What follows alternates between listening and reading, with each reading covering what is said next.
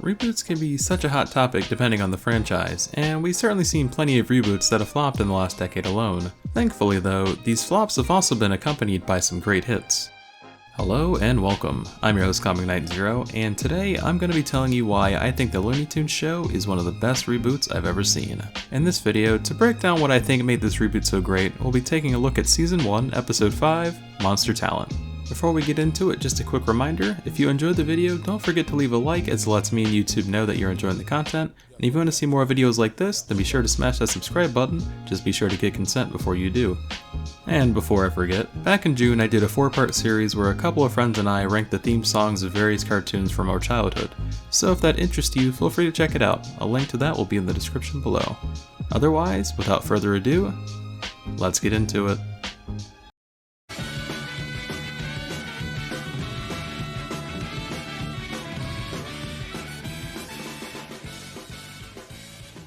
We open in on Gossamer playing football by himself. I imagined he would either pull out a huge win or suffer a great loss, yet somehow he manages to do both.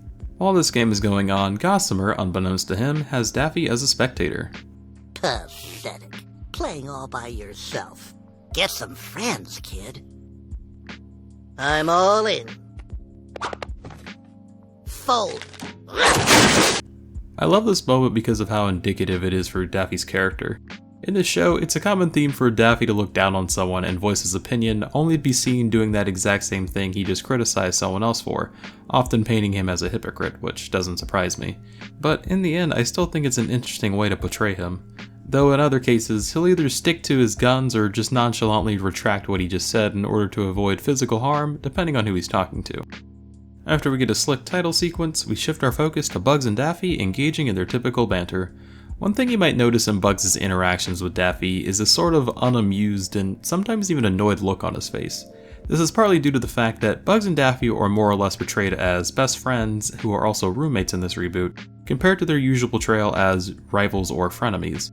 And so his facial expressions here give you the idea that while Bugs considers Daffy to be a close friend, he understands that Daffy's typical shenanigans are often a pain to deal with. And so in his typical responses, he'll kind of talk to Daffy in a more sarcastic or witty remark kind of way. Amidst their conversation, the two are interrupted by a visit from their neighbor, Witch Hazel. She says that her son Gossamer is having trouble making friends in school, with many of the kids picking on him and calling him a monster. Gee, I wonder why. He's having some trouble fitting in at school. All the kids pick on him and call him a monster. Duh, he is a monster. I try to help him, but he's at that age where he doesn't want to listen to his mama. The other day he called me a witch. You are a witch. The thing I really enjoy about Daffy is how blunt he is at times. His honesty always comes out when it's never warranted or wanted, but inversely, he tends to lie whenever the situation requires him to tell the truth. You're just always getting the opposite of what you should need from him. And something I think pairs well with this is his hypocritical callouts like I was mentioning before. Anyways, with Daffy's bluntness, he suggests the only help a weirdo like Gossamer should receive is the help from another weirdo. This, ironically enough, gives Witch Hazel the idea to have Daffy help him, which, I don't know, you'd probably get better results asking for help from Gossamer's football team. While Daffy initially rejects the idea of being volunteered, Witch Hazel does threaten him, thus making him change his mind. Moving from there, we focus on Daffy driving Gossamer to school. This scene alone is enough to give both Gossamer and the audience a reminder of why Daffy shouldn't be let out of the house, let alone without adult supervision. Ah, come on! Move it, lady! Just get out here. This mom's taking forever. I mean, how many kids do you have to have before you feel like you've got a family? Once Gossamer gets out of the car, we get a first-hand look at the typical day-to-day interactions he has with the other kids. Honestly, there's not too much to say here. It's your typical kid puts kick me sign on the back of our character focus and everyone starts picking on him. And so it becomes pretty clear that everyone bullies him because, well, he's a literal monster. It's definitely the whole odd one out cliche. And while the idea itself is cliche, it still works for the premise, as it doesn't really have to dive into too much backstory or additional interactions to get a full view of the situation. It's pretty clear that, hey, he looks different, so they treat him differently. And that alone just gives us enough information on the whole situation. After witnessing the bullying of Gossamer from afar, Daffy offers his oh-so-helpful advice, saying he should have stood up for himself and fought those kids. which if there's anything I learned from this show, it's you should never take Daffy's advice. Otherwise you'll be held hostage in an Albanian prison for a year. If you want to know what I'm talking about, go watch the episode Semper Lie in Season 2. That episode's a trip. Although Daffy's advice is completely wrong in every regard, I do think it's nice he's at least putting in the effort to help Gossamer not be so much of an outcast, despite Daffy being an outcast himself. You can argue that Daffy is doing this because he's afraid of Gossamer's mother, which yes, I agree, that is part of the motivation here, but I do think he's putting in more effort than one would usually expect from him. Following Way's thought of self-defense, Daffy and Gossamer skip school to do some boxing lessons. Meanwhile, we shift our focus to Bugs and Porky having lunch at Speedy's Pizzeria. Here, Bugs is explaining the situation with... Wait, is Porky Pig eating a pepperoni pizza? Isn't that like a war crime? I swear, the source of meat products is always fishy when your show has anthropomorphic animals in it. It's a nitpicky thing, but you have to wonder where the meat actually comes from depending on your show's setting. Is it the weird Disney situation where you have a species that can be both anthropomorphic and domestic? I know shows with anthropomorphic characters like The Amazing World of Gumball, it jokes about the awkwardness of such a situation. I'll have the lamb. I meant chicken! I meant the check! Whereas a show like BoJack Horseman takes a more direct approach with their source of meat products, having an entire episode in Season 2 exploring the products of a fast food chicken restaurant called Chicken for Days, where they have farms dedicated to breeding chickens and pumping them with hormones, so much so that they eventually stop functioning like people and are therefore considered food and sent to slaughter. And the whole dark twist behind it all is that the chicken slaughter farms are run by other freaking chickens, with their whole tagline being, "Don't ask questions, just keep eating." Sorry, I know that wasn't the random tangent you were expecting. I really honed in on the whole pepperoni thing there. Honestly, I could probably do a whole video on that food topic, but I digress. Anyway, my next thought is interrupted by Speedy Gonzalez, so as I was saying... Try it. We already got our pizza. No, try this one. Well, I like it. this one's frozen. That's pretty impressive. Speedy goes on to explain that the pizza they just tasted was from his new frozen pizza product, which he'll be shooting a commercial for later today. And after hearing Bugs' simple feedback of, I like it. Speedy now wants "I like it" to be the commercial slogan, which, I don't know about you, but if you think the best tagline you've ever heard is an uninspired statement such as "I like it," then your product might be a little more mediocre and subpar than you think. That's such a middle-of-the-road statement. That's like buying a shirt with the size extra medium. Like, could you imagine a real commercial like this? Gum Ignite Healthcare. It's just okay. After hearing Bugs' raving and exciting review about the pizza, Speedy states that he wants Bugs to be the star of his commercial. However, Bugs refuses and suggests he use Porky instead. Speedy does agree to this, but you can tell he still has a strong preference toward using Bugs and his original reaction. Which, a trend you'll certainly see from time to time in this show is how people tend to gravitate towards Bugs just for him being him. He truly is the polar opposite of Daffy, where, you know, after interacting with Daffy at least once, you'd probably feel like you should keep an eye on him or just outright avoid him altogether, whereas Bugs is someone you'd likely just want to keep talking to or be around. And this could be for multiple reasons, whether it's him being a nice guy, having an approachable appearance, or anything to that nature. And you know, sometimes he'll even go out of his way to present himself in such a manner. However, the downside of this is that his approachable nature will sometimes attract the wrong people. We can see this in the episode Members Only, where he meets Lola, and about halfway through the episode, it becomes apparent that Lola always wants to be around Bugs, but he doesn't want to be around her. In the episode Fish and Visitors, Bugs and Daffy's neighbor, Yosemite Sam, loses power during a storm and asks the two if he can stay at their place. While Daffy would make it obvious that he's against the idea, Bugs does let Sam use their house, to which he does as he pleases. And while Sam does eventually get on Bugs' nerves, he tries not to show his anger towards him as he wants to maintain the image of being a good neighbor. So yes, while Bugs is very approachable, this tends to bite him in the butt later in an episode. And as you'll see later on in this episode, Speedy wanting him to be in the commercial will be no exception after he, spoiler alert, does agree to actually be in it. Overall, there's just a stark contrast between how people want to interact with Bugs and Daffy, which I always think is interesting. Speaking of which, we shift our focus back to Daffy and Gossamer at a local gym.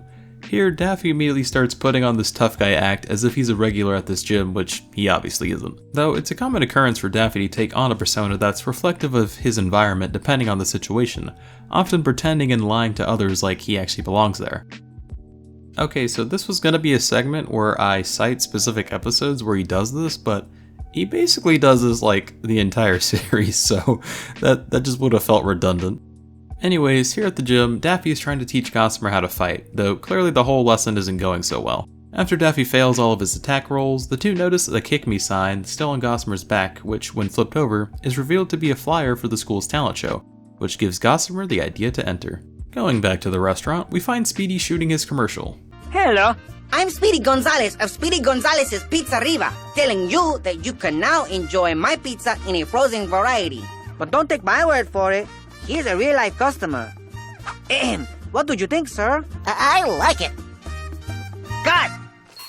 After seeing Porky apparently oversell this subpar product, Speedy begins to slowly phase him out of the commercial and replace him with Bugs entirely.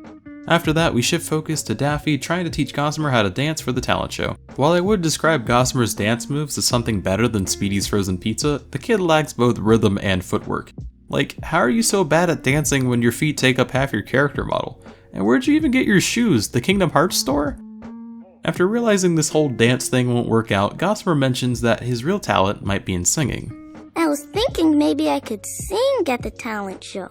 Are you out of your mind? That is so lame! I mean, do you know how girly and pathetic you'd look if you sang? Daffy seems to be pretty adamant about not letting Gossamer sing, though he won't necessarily say why, but more on that later. After having the commercial both shot and aired in seemingly the same day, folks all across town are starting to recognize Bugs as the I Like It guy. You probably get this all the time, but will you say it? I'm kind of in a hurry. Please, just one time. I like it. Do you mind, will you say it for my outgoing message? Pretty soon, all these fan interactions start getting out of hand, with Bugs being approached by just about everyone he sees. And given his approachable nature that I mentioned earlier, in conjunction with not wanting to come off as rude, Bugs isn't really the kind of guy to say no to people's request of him saying the tagline, despite how annoying it is for him. Which I think is an interesting twist to a self-started problem that gets used pretty often for Bugs in this reboot. There are times where Bugs' suffering stems from his own polite actions. Not that he necessarily does anything wrong, he just finds himself in situations he likely could have avoided had he been more direct or abrasive when he says no to something he doesn't want to do. Though we should keep in mind that the issues he has to face are rarely anything you could have expected to happen. Hindsight is 20/20 after all. You wouldn't think that Bugs being in this commercial would lead to people pestering him all over town, compared to this next scene where Daffy wants Gossamer to juggle flaming chainsaws. You can easily see how wrong that's gonna go compared to Bugs' predicament, but more on that later. And while it is Bugs' own polite actions that can cause such problems for him, the episode is generally written such that he has control on how to solve them. Bugs isn't someone who's always on the receiving end of an idea gone wrong, such as a character like Squidward, or rather Squidward from more recent seasons of SpongeBob, where his suffering is never really the result of his own actions, but rather it's always the results of someone else's, mainly SpongeBob's and Patrick's, which in itself is just always frustrating to watch. So thankfully, Bugs isn't treated as a character who has to endlessly suffer. Our next scene, as promised, is Gossamer being told to juggle flaming chainsaws. This whole time, we've been focusing on the talent part of the talent show. I want you to juggle chainsaws that have been lit on fire. And before you know it, the entire house catches on fire. Yes, hard to believe, I know. Soon, Bugs finds himself coming back to his burning home being treated by firemen. Hey! Hey, it's the I Like It guy! You live here? Say it! My house is burning down! That's not the line! With Gossamer sucking at just about every talent he's tried, Daffy has more or less given up on the kid. Though, truth be told, Gossamer has been saying this whole time that his true talent is singing. Daffy just refuses to let him do it. And so Daffy takes him to the bus depot and suggests that the kid should just run away and start a new life since he's such a talentless hack. Okay, yeah, I think my description of the situation was much harsher than how Daffy would have phrased it, but like, we're basically saying the same thing. But basically, this is Daffy's way of giving up. When it comes to more lucrative and beneficial endeavors, Daffy tends to always look for the easy way to success. Whether it's some get-rich-quick scheme like in Wheel of Fortune, or literally standing around an ATM all day in hopes that someone drops any cash they're withdrawing.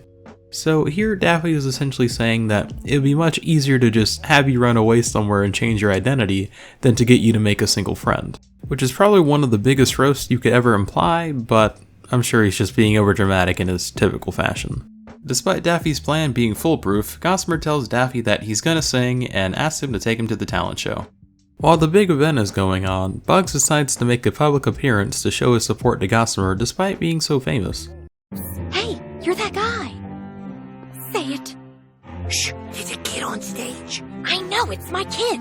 Come on, say it. It's actually in this moment Bugs, for the first time, refuses to say his commercial catchphrase. This, of course, makes the lady think that Bugs is a jerk, making him become the one thing he despised so much. Oh, okay, despise isn't the right word. Bugs just generally doesn't want people to think ill of him, which I think is a normal thing, so. Soon Gossamer finally takes his place on stage and begins to sing. And I'm not gonna lie, it is genuinely hard for me to tell if the audience actually considers his singing to be good. You mostly get blank stares from them and even worried looks from his mom. And in terms of his actual singing, I think it sounds bad in some parts, but pretty good in others. The leaves of brown came tumbling down. Remember, in September, in the rain. So I can't really tell if this is a situation where the song is considered to actually be amazing, but the audience won't show their reaction until the end, or if I'm supposed to think that his singing just actually sucks. Though, when his song is actually finished, there is a long silence from the audience. However, one person in particular stands up to give their opinion on the performance. I like it.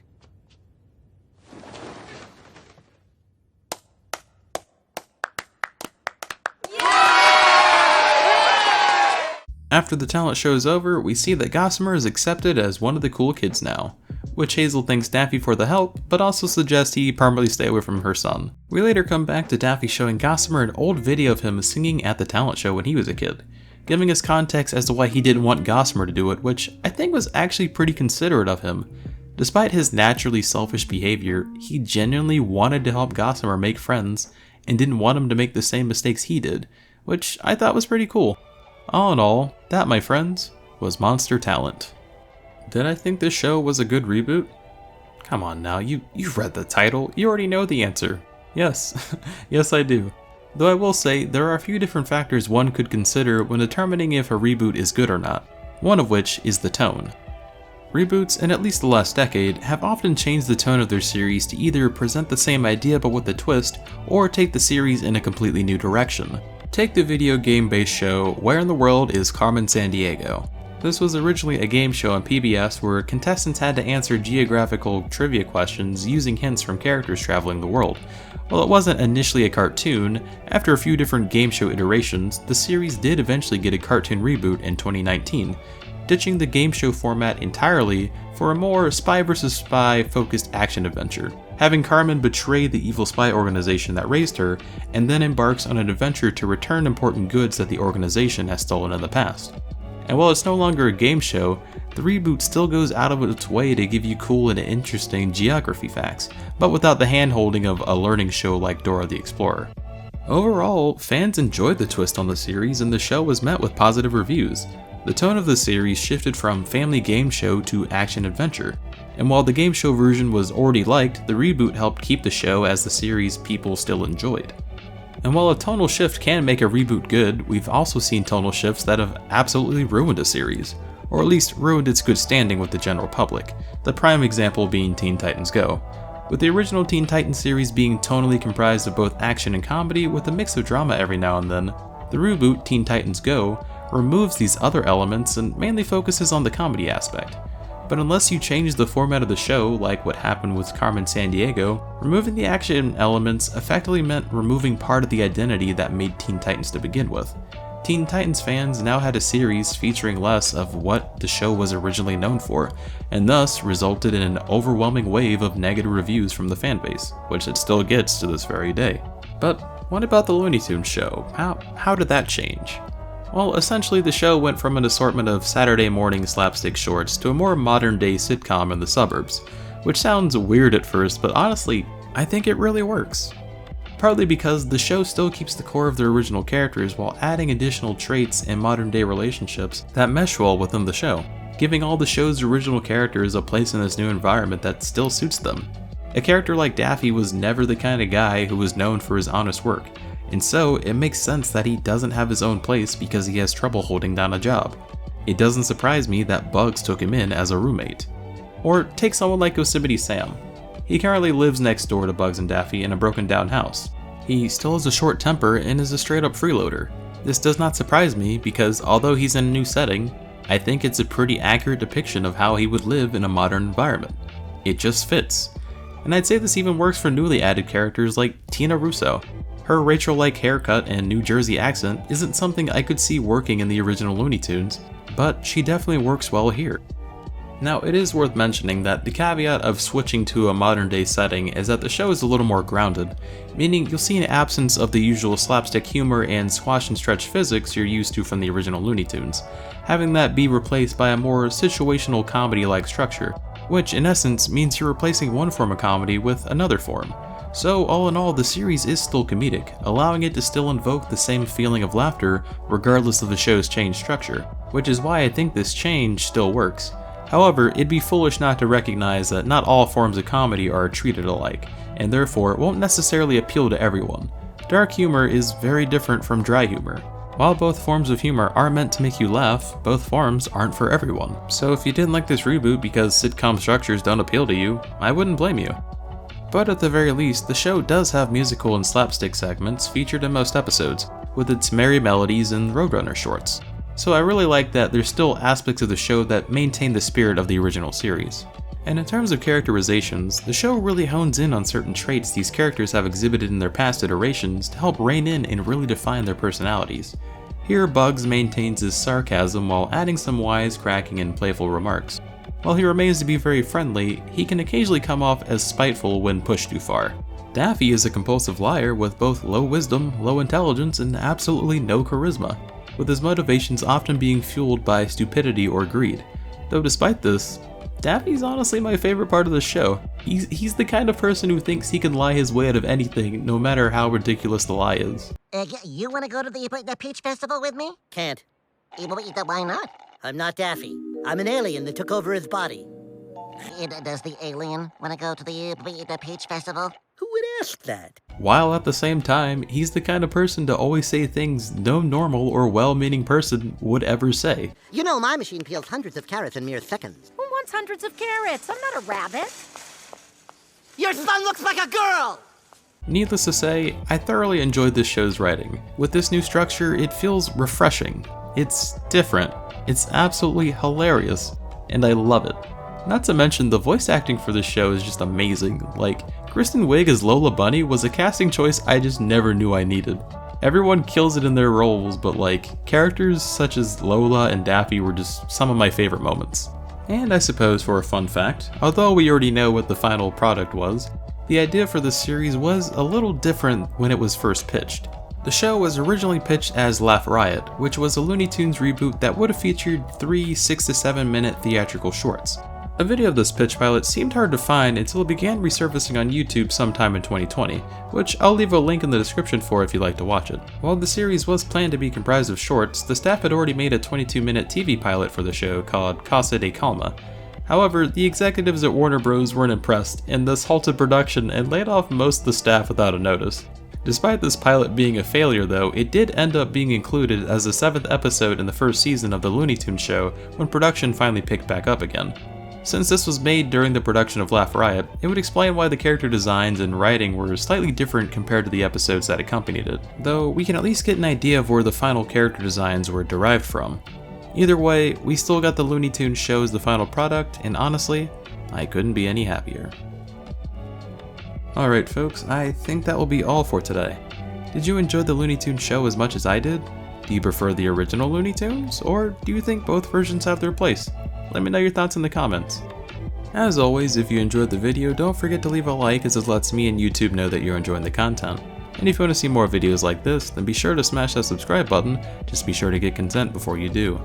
I hope you're all doing well, and with that, I shall see you all next time.